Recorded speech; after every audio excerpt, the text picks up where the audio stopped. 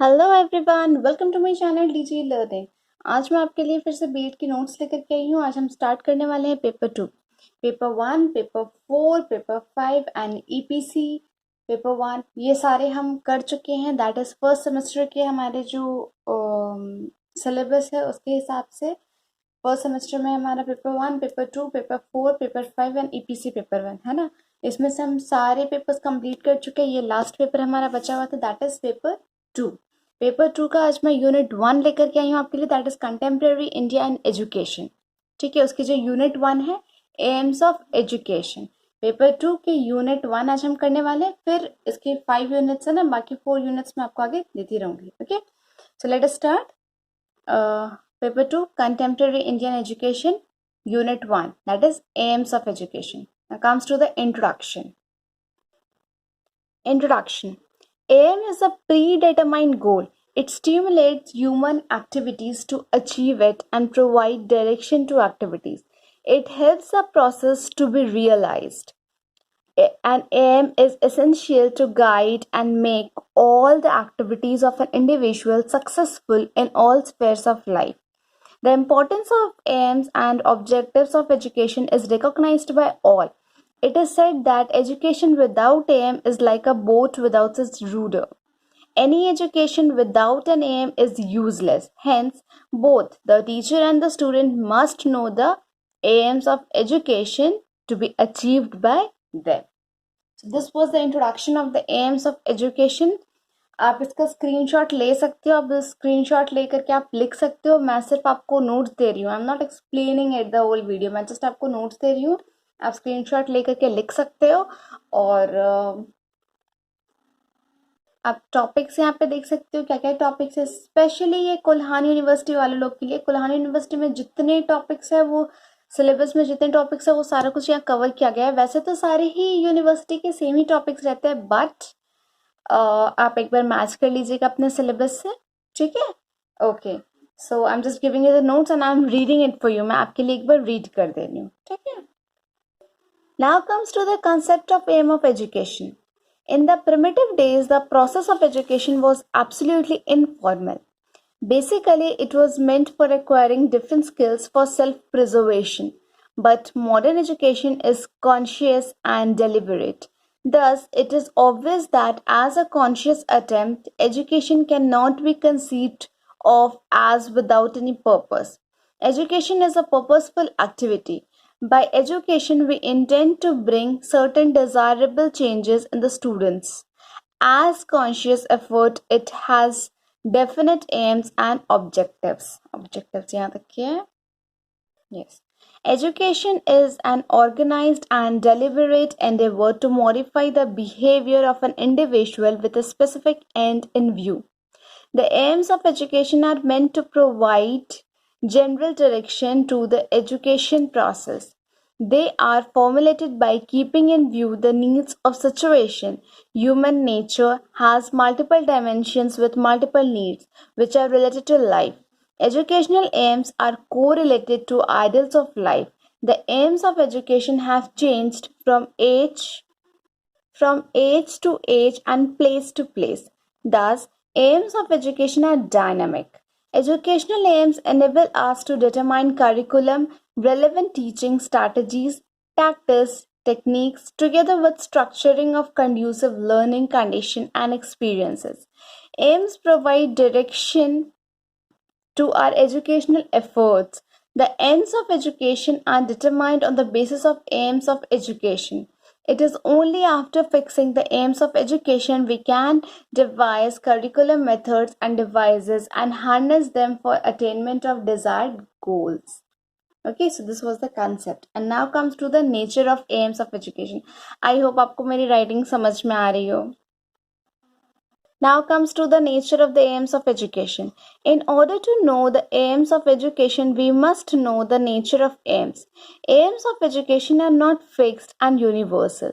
These are changeable and relative in nature. We can point out some specific nature of educational aims as follows. First point, as education is not a single aim activity, plurality is an important feature of educational aims.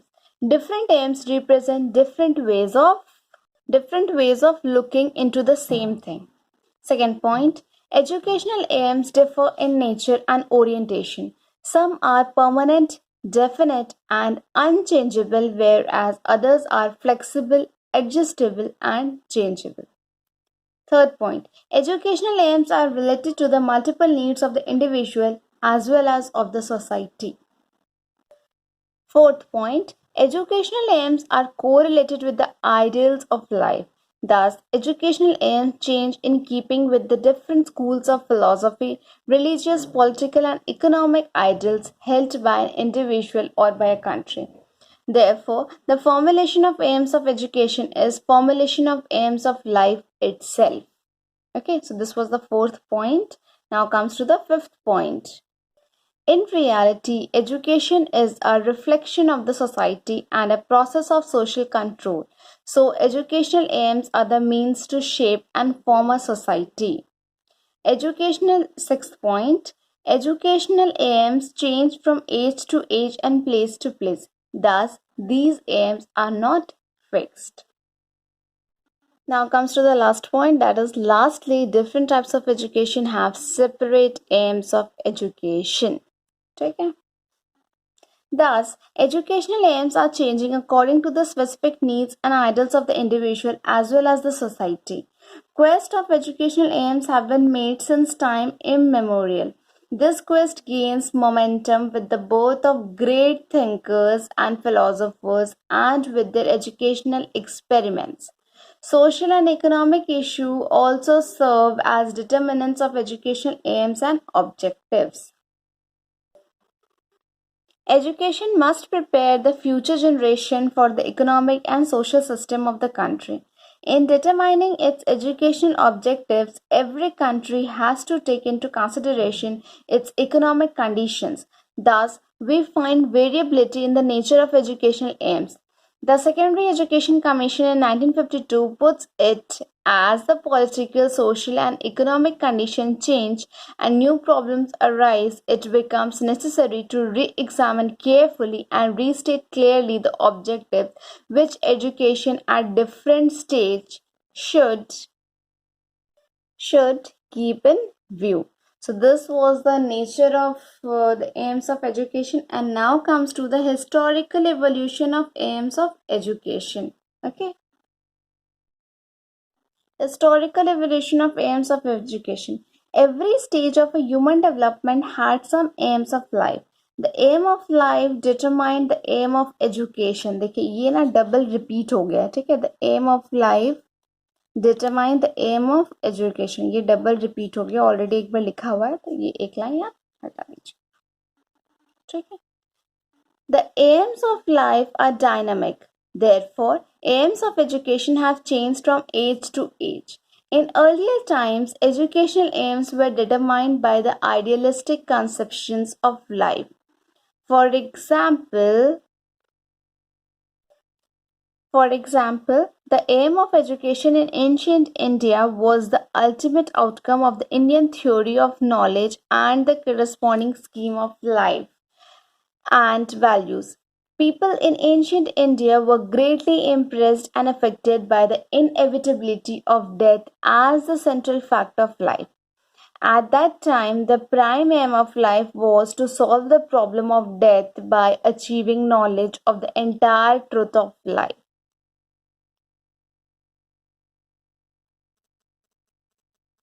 Thus, in ancient India, the ideal of life was spiritualistic.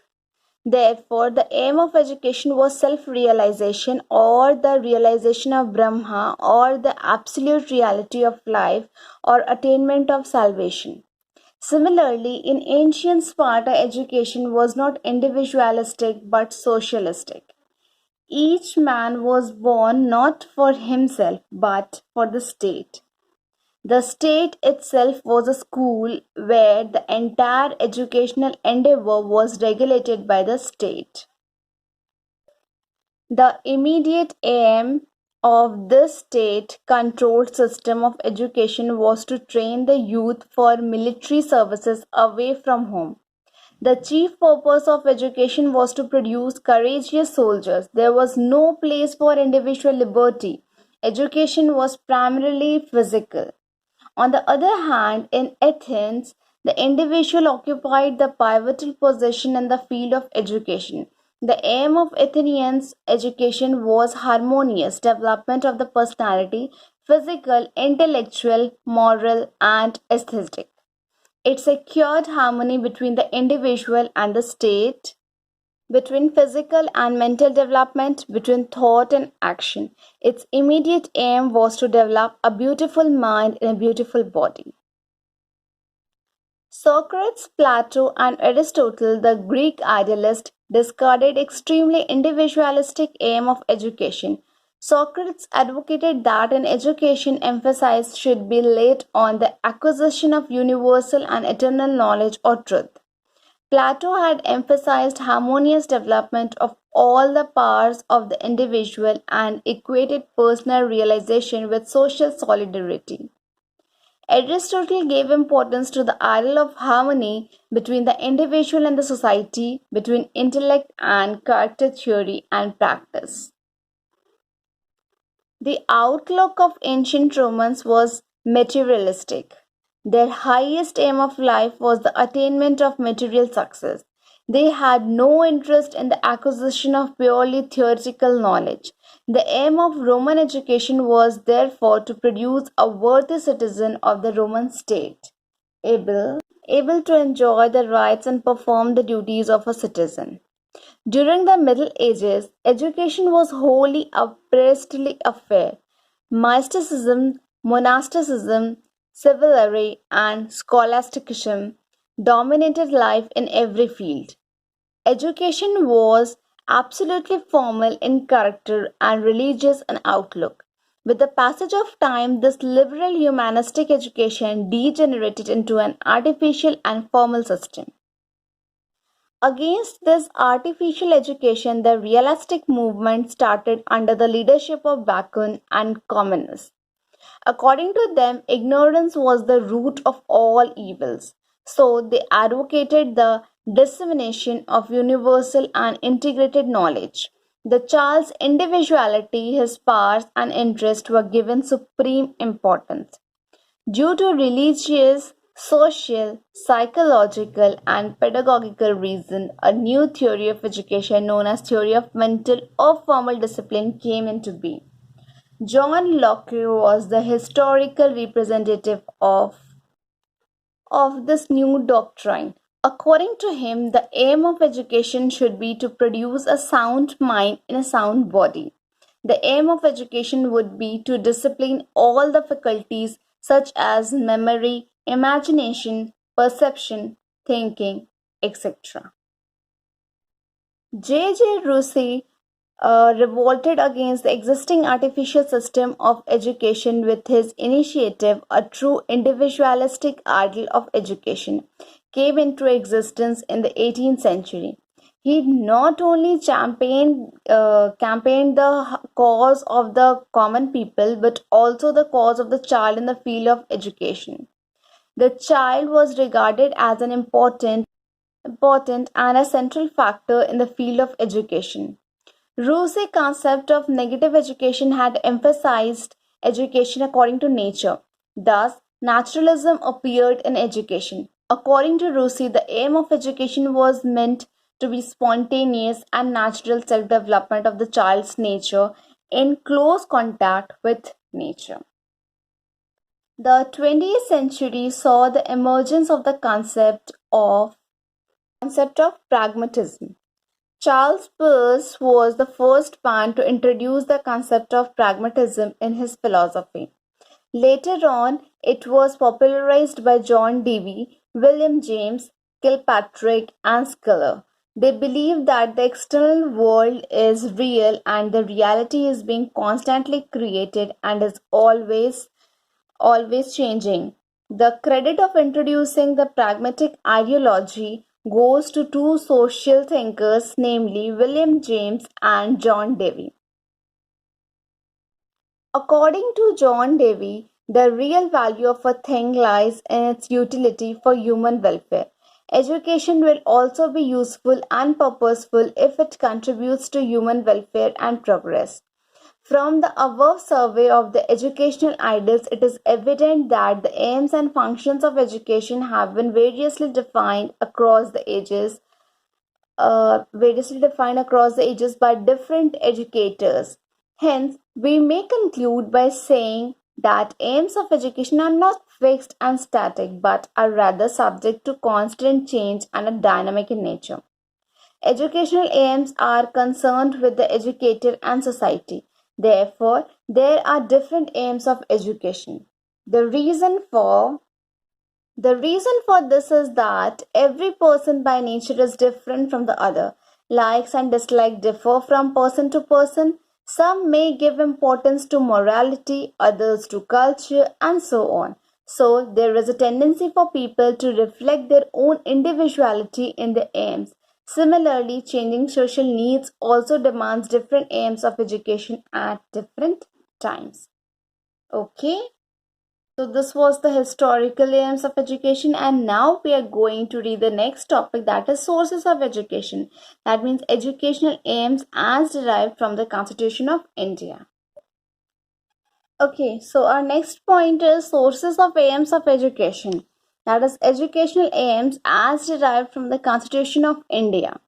The educational system in India, established by the British, was colonial in character. It was designed to prepare Indians only for taking certain subordinate positions in government offices. The main educational objective of colonial education can better be understood from the declaration of Lord Bentinck in his Educational Policy 1835. We want a class of person Indian in blood and color but English in taste, in opinion, in morals and intellect. The Wood Dispatch declared almost the same policy. The aim of British education was to inculcate European knowledge in the minds of the Indians. But after independence, the Indian leaders had realized the inherent defect in the system of education introduced by the British. After the achievement of independence, a new phase had begun in the history of education. A democratic constitution was adopted in India. The process of building a new India on values envisioned during the freedom struggle became the guiding vision towards drafting the Constitution of India. While drafting the Constitution, both the nation ideals and the institutions and process for achieving them were established in the Constitution. Also, the aim of objective of the Indian Constitution were reflected in its preamble.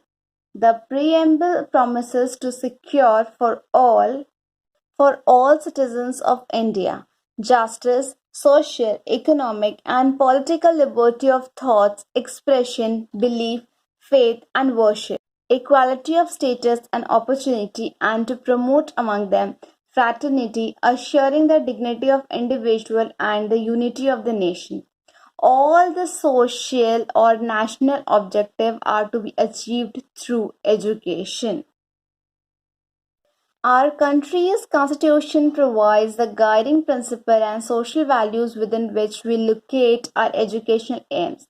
The first is a commitment to democracy and the values of equality, justice, freedom, concern for others, well-being, secularism, respect for human rights, and dignity. Education should be aimed to build a commitment to these values which are based on reason and understanding. The modern India state is a welfare state whose objective is the complete development of its people. This welfare can this welfare can be achieved only through education. Education being the most effective means to bring about a social, political, and economic change, should take the responsibility of meeting the needs of the nation.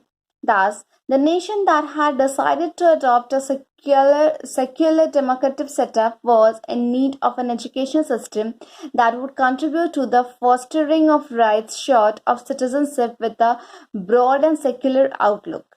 The nation required an educational system that would develop human resources with improved productive efficiency and would be fit for increasing wealth.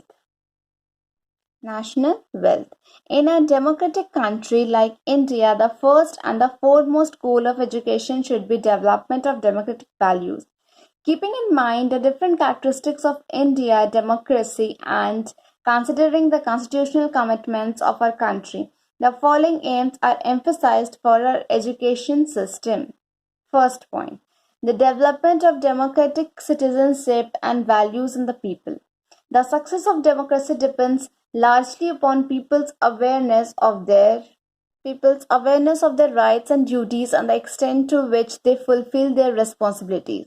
Education should assume the responsibility of providing the kind of education that would enable the students to develop qualities which are of great importance for them towards bear responsibility of a democratic citizen.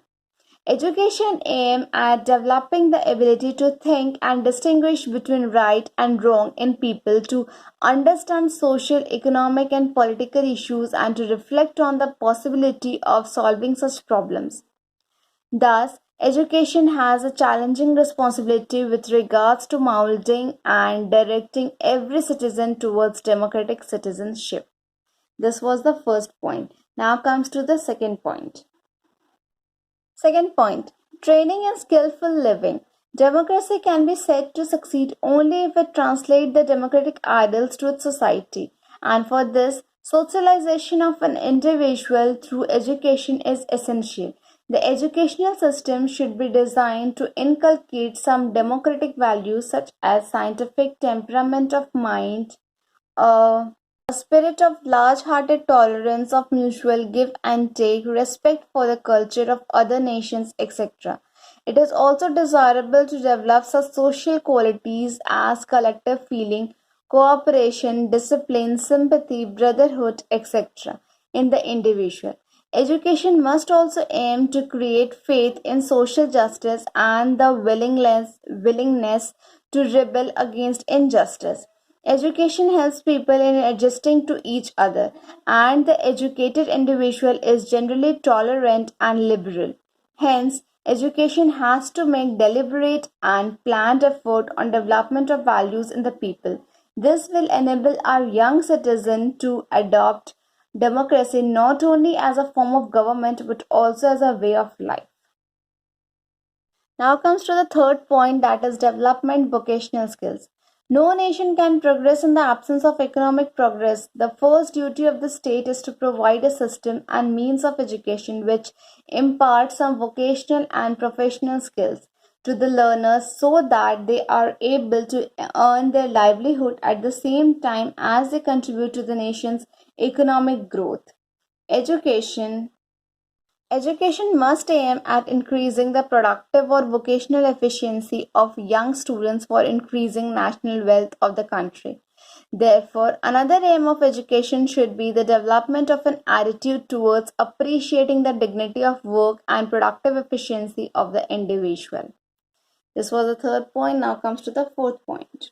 Fourth point, development of social, moral, and spiritual values. The success of democracy, its strength and stability, and contingent upon people's developed sense of social responsibility and a keener appreciation of moral and spiritual values.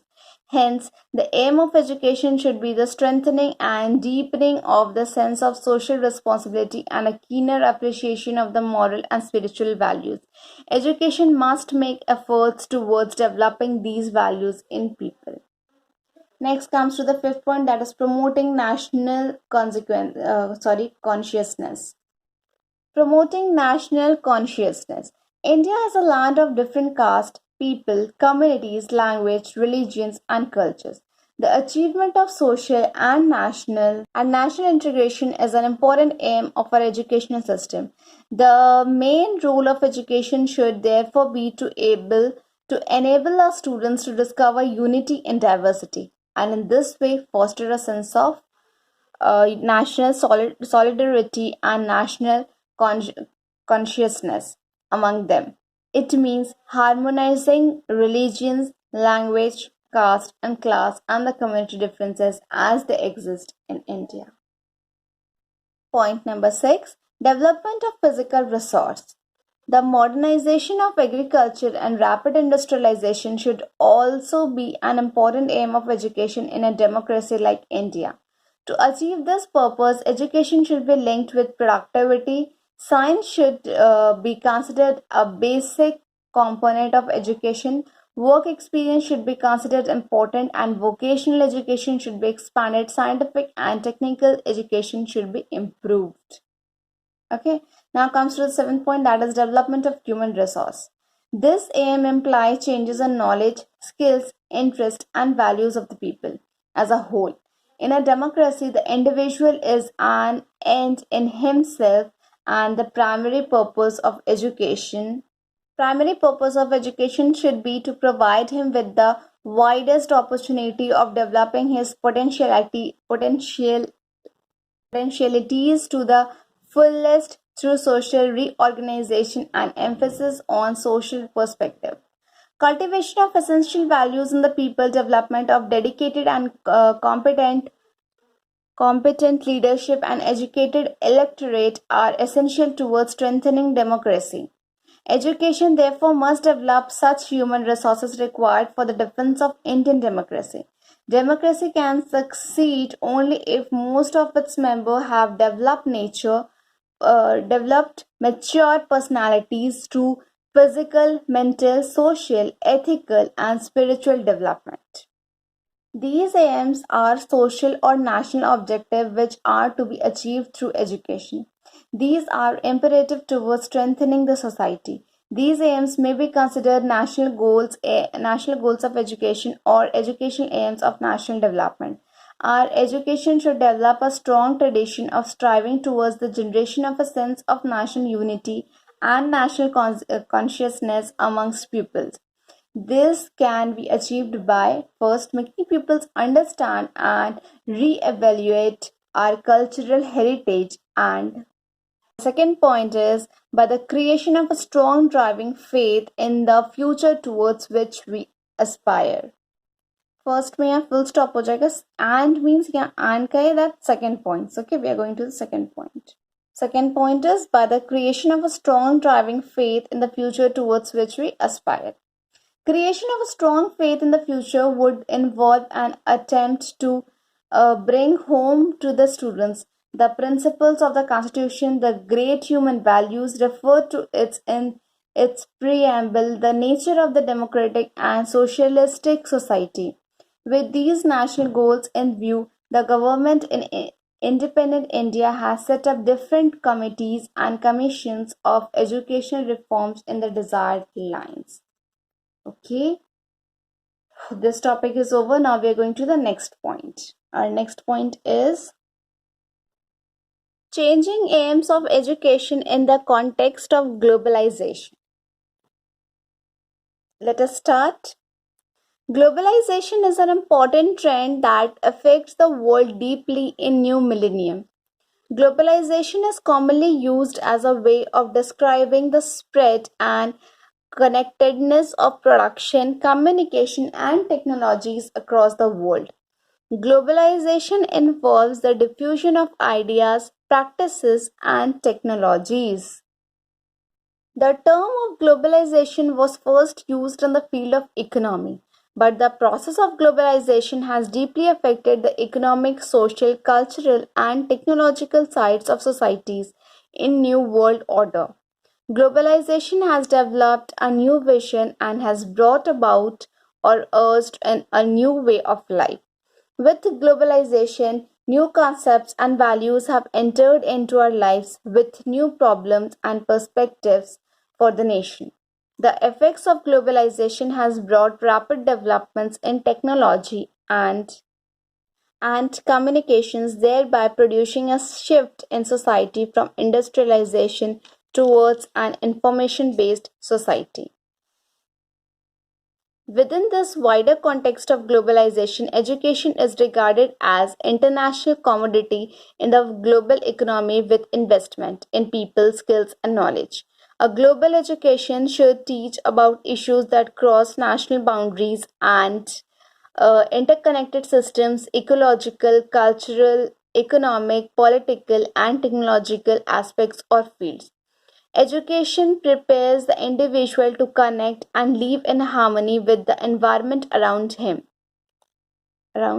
Here we are. Around him. The challenge for education, therefore, is to reform, create, and develop systems that prepare the individual to work in a borderless economy and live in a global society. That is, to produce global citizens. With the concept of globalization, much changes are expected in the field of education, but the global education has many aims in common for every country. The aims and importance of global education can be stated as follows. First point, education should aim to enhance the ability of learners to access, assess, adopt, and apply knowledge. Thus, developing students' ability to acquire and utilize knowledge gains importance in the process of globalization. Second point, education should allow every individual to develop freely. The individual will have to find his or her own point of reference in a society of constant change that generates short lived values. Third point, education helps students to gain skills of new cultures. The fourth point, education must give the people the capacity to acquire the relevant knowledge and interpret values that will help them to adjust with the changing environment, such as tolerance in human rights, the diversity of culture, respect for others and for the environment, etc. Fifth point, education should produce an increased quantity of scientifically and technically trained person as the emerging economy is based on knowledge as a key factor which demands highly trained person in science and technology. Sixth point, in a global society, education should aim at providing students the ability of working together. Education should be the catalyst for the desire to live together. Seventh point, education should enable students to think independently, to exercise appropriate judgment, and to collaborate with others in order to make sense of new situations.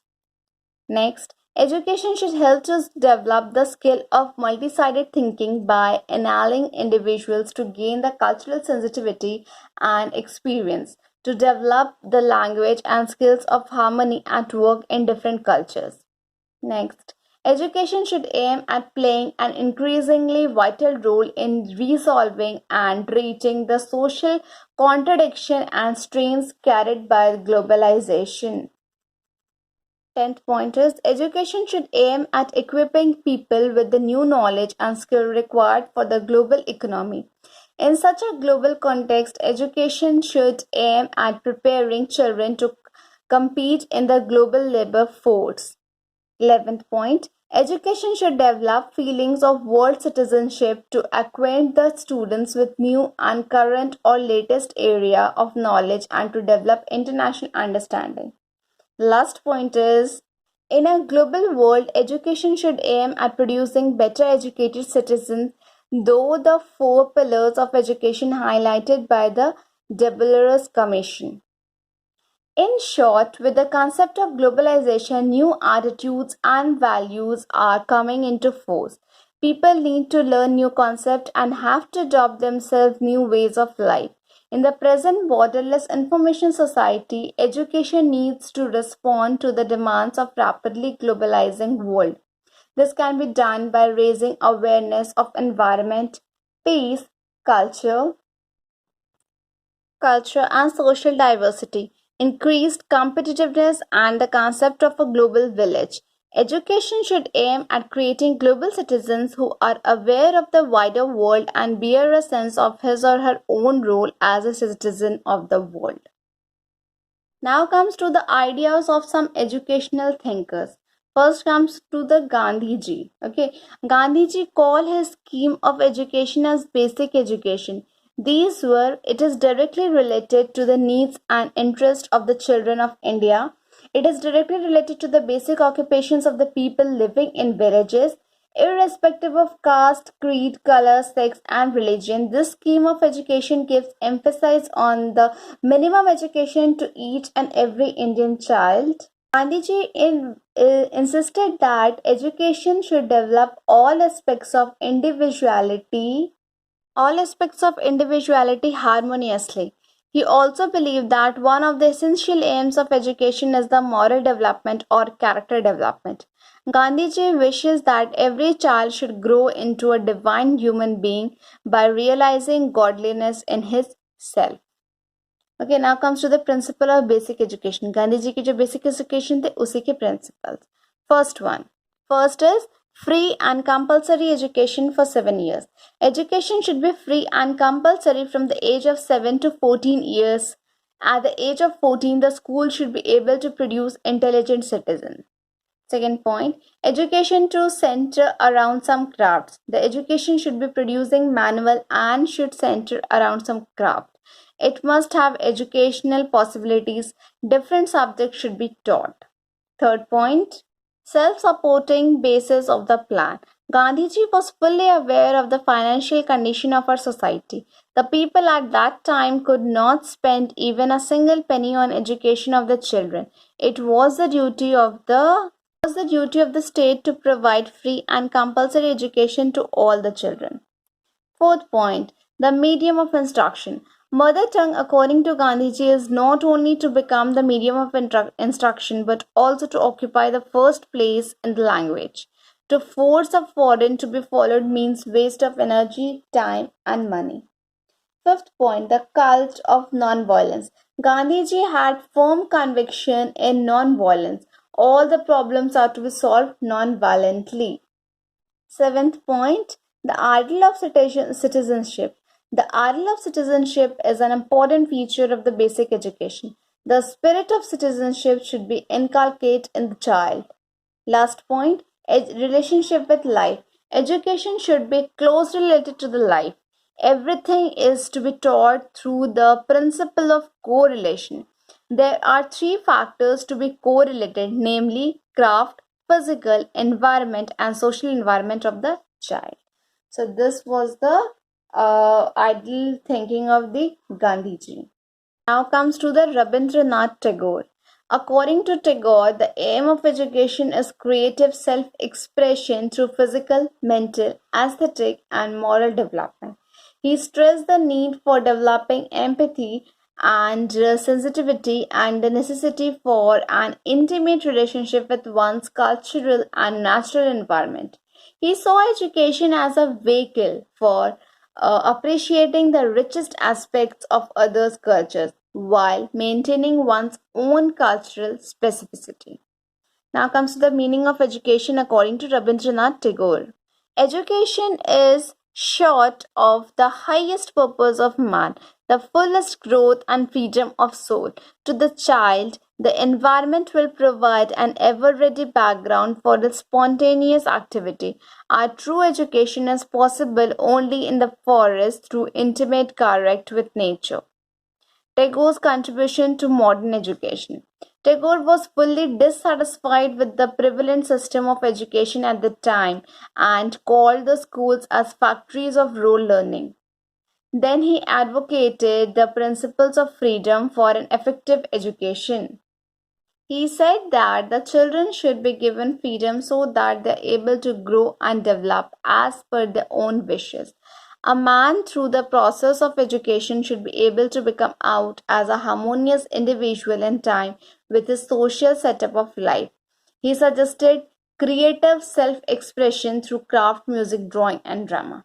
So this we have done about the Rabindranath Tagore, and now comes to the Aurobindo Ghosh. Aurobindo Ghosh के बारे में हम लोग पढ़ने वाले हैं. According to Aurobindo Ghosh, education to be trust must not be a machine-made fabric but a true building or living evocation of the powers of mind and spirit of the human being. Aim of education according to Aurobindo Ghosh. First point, physical purity and development. According to him, it is the body which performs all religious function, so it must be fit and purified. Without physical progress and purity, spiritual development is not at all possible. Second point, mental development. It means the development of all mental faculties such as memory, thinking, reasoning, special relationship, imagination, discrimination, and generalization. Next point, development of conscience, that means mind. Conscience has four levels according to Aurobindo. They are: first is the chitta, the storehouse of memory. Second is the manas, the sixth sense. Third is the buddhi, that is the intellect, main instrument of thought. And fourth is the intuitive perfection of truth. All these levels should be developed harmoniously. The last point is spiritual development. Spiritual development. This is actually the main aim of education according to Aurobindo. Every individual has some elements of divinity. The teacher should first of all find it out, then nourish it through yogic exercises and adoption of brahmacharya. So these was about the Aurobindo Ghosh, means the ideal thinking of the Aurobindo Ghosh, and now we are going to see about the Vivekanand. Now comes to the Swami Vivekanand. According to him, education is a continuous process. It should cover all aspects of life: physical, material, intellectual, emotional, moral, and spiritual. His attitude towards modernization is that the masses should be educated before anything else is done. He wanted to remove from India four major evils via priestcraft, poverty, ignorance, and the fourth is tyranny of the wise. Now comes to the meaning of education according to Vivekananda. Swami Vivekananda said, the education which does not help the common mass of people to equip themselves for the struggle of life, which does not bring out strength of character, a spirit of philanthropy, and the courage of a lion, is it worth the name?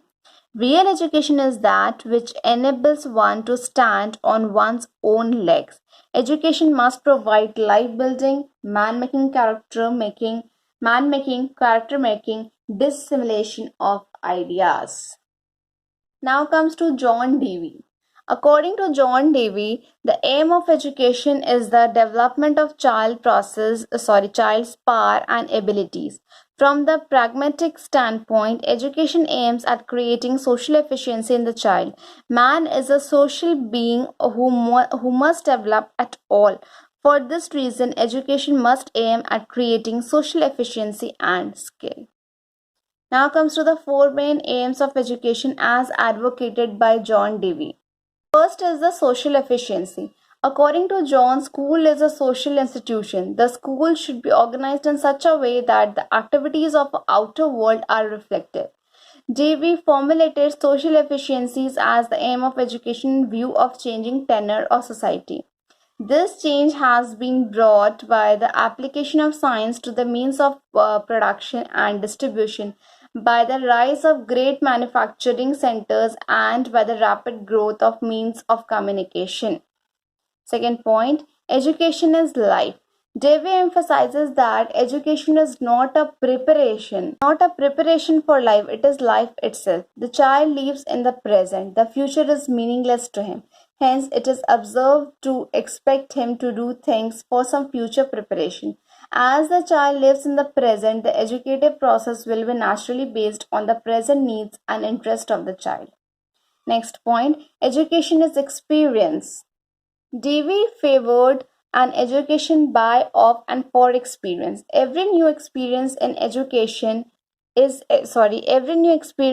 education, and old experience is replaced by a new experience. The human race has gained experience in its struggle to meet the needs of life.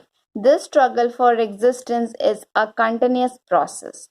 Next point, education should combine theory and practice. The aim of education, according to Dewey, should be to create a balance between theoretical and practical activities. He has stressed equal importance to both action and thought. These two should go hand in hand. Practical side is no doubt very important, but the theoretical sides at the same time should not be ignored. Now, let us see about the education system from Ziddu Krishnamurthy. That is Krishnamurthy, okay? What he thinks. The prime aim of education is to prepare the child to think freely without any fear. The educational aim should be extended with the social context and have the effective educational system in the relation to the changes that takes place in the society. Okay. Now comes to the Paulo Freire. Paulo Freire aims to liberate people. In order to achieve this aim, he offers problem posing education. According to this method, designed as an alternative to traditional education models, education should not be provided through one-sided imposition or by teachers. Okay. Now the last idle thinker, that is Ivan Illich, which is there in our syllabus. Okay. So last, let us see. Ivan Illich argued that a good education system should have three purposes. First is to provide all that want to learn with access to resources at any time in their lives. Second is to make it possible for all who wants to learn it from them. And the third and the last point is to create opportunities for those who want to present an issue to the public to make their arguments known. Okay, so these are the ideal thinkers. So here comes our last topic, that is influence of objective of education and curriculum. Curriculum is a systematic and intended packaging of competencies, that is knowledge, skills and attitudes that are underpinned by values that learners should acquire through organized learning experiences both in formal and non-formal settings. Good curriculum plays an important role in forgiving lifelong learning competencies as well as social attitudes and skills such as tolerant respect, constructive management of diversity, peaceful conflict management, promotion and respect of human rights, gender equality, justice and inclusiveness. Curriculum is a tool on the hands of the artist, that is teacher, to mold his material, that is pupil, according to his ideas, that is objectives, in his studio, that means school. This was said by Cunningham. Curriculum includes all those activities which are utilized by the school to attain the aim and objective of education, said by Murray. When designing a curriculum, objectives are the utmost importance. Without education objectives, the teacher has no clue as to what the focus of the lesson is on or if students are learning what needs to be learned. With the national core curriculum, objectives are the utmost importance. Essentially, without objective learnings cannot be assessed. While there are both formal and informal assessment, each defines that students are learning something. In addition, there are many new emerging challenges to education and demands on curriculum, such as new information and communication technologies, intercultural understanding, sustainable development, learning to live together. The importance of setting the proper objective in curriculum designing, that they provide guidance, a vision, a mission, a method, and a goal. It is a comprehensive plan of action that, when applied as planned, will undoubtedly result in great success. So this was the last topic of our unit 1, that was aims of education. हमारा ये aims of education का topic यहाँ खत्म होता है. Next video में again next week लेकर के आएंगे आपके लिए, जो आपके यूनिट 2 पे होगा, पेपर 2 के unit 2, that is I think so it's quality education, या quality of education, quality education पे होगा. And yes, one more thing, if this video is helpful for you, थोड़ा सा भी अगर helpful है आपके लिए, then please like, share and subscribe this channel. Okay, thank you for watching. आप स्क्रीनशॉट लेकर के आप आराम से अच्छे से लिख सकते हो, और अगर आपको यहाँ पे कहीं कुछ भी प्रॉब्लम हो रहा है ना राइटिंग में या समथिंग, यू कैन कमेंट में. Okay, thank you for watching.